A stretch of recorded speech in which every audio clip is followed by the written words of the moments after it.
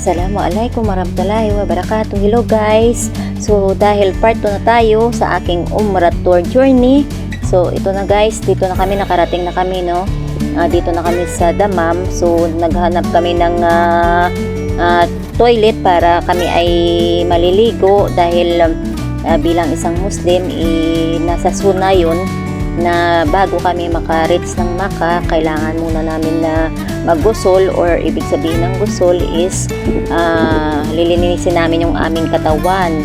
So pagkatapos namin dito maligo, kailangan talagang pure ka, wala kang ginagamit na pabango or maglalagay ng makeup. So pagkatapos namin dito ligo, naghanap kami muna ng aming sa prayer mosque na magdasal kami, mag-alay kami ng dasal dahil bilang isang Muslim ano na namin dito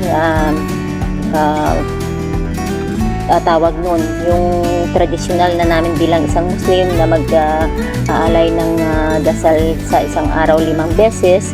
So pagkatapos namin magdasal, bumalik kami sa aming bus station para patuloy kaming maglalakbay papuntang Makkah.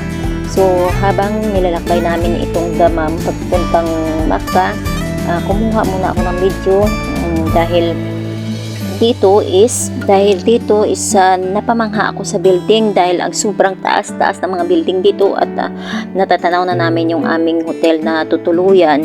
So dito na kami guys sa Makkah, na ilang seconds or minutes na lang makakarating na kami ng hotel.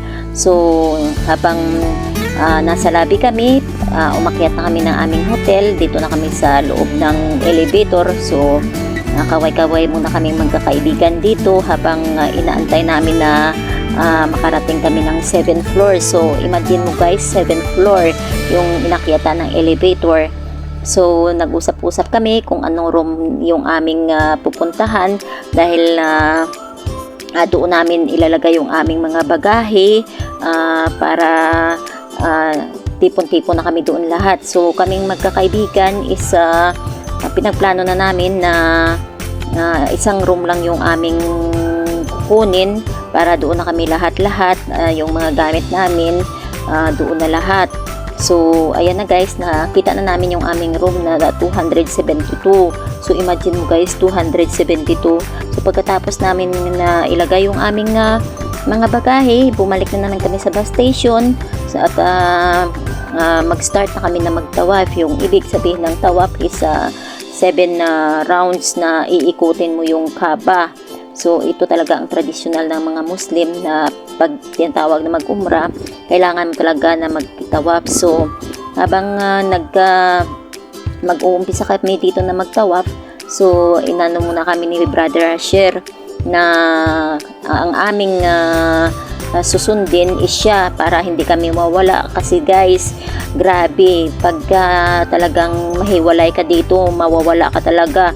So yung sinabi sa amin ni Brother Asher na sundin lang namin siya, yun ang sign na pag nakita namin yung payong na bit-bit niya, at saka pag nakita nyo yung payong na dala-dala ni Brother Asher, yun ang sign namin na doon kami tipon-tipon. So hindi pa masyado guys dito ang tao, madami nung pagdating namin dito kasi almost mga 2 pasado or 3 ganun po.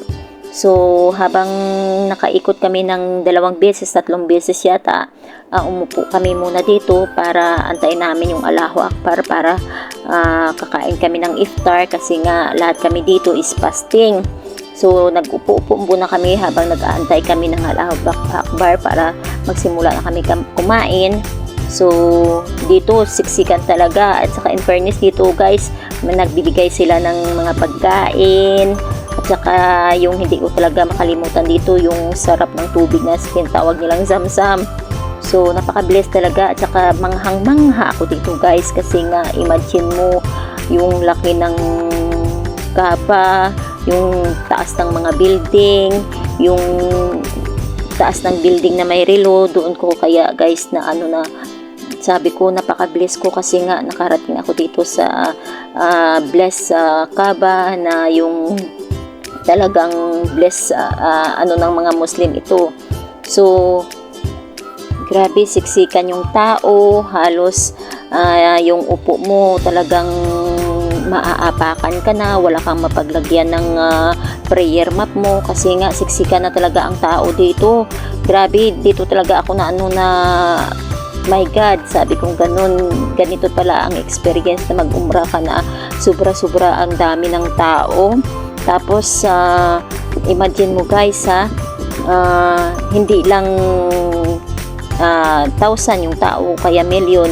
Tapos million talaga, as in million, kasi nga siksikan hindi mo na alam kung saan ka talaga kasi bawat paglingat mo napakasiksikan na.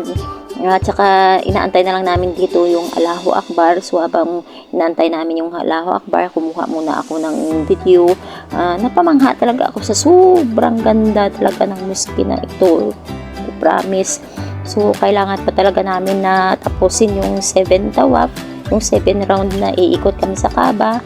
So kailangan talaga namin yan ikutin.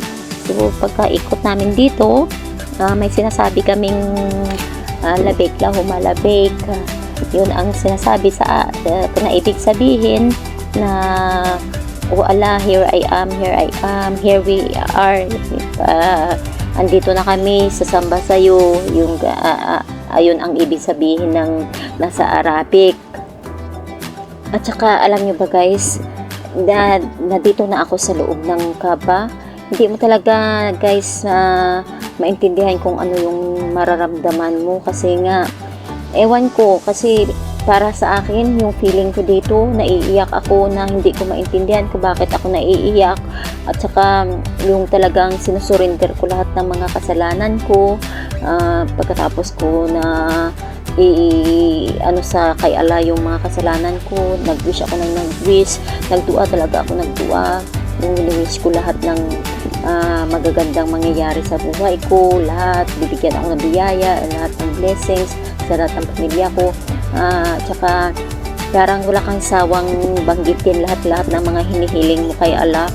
So dito talaga guys, yung feeling na as in talagang magpo-focus ka lang talaga kay Allah, na sabihin mo talaga sa kanya na ito na ako, sumasamba sa'yo, patawarin mo ako sa mga kasalanan ko.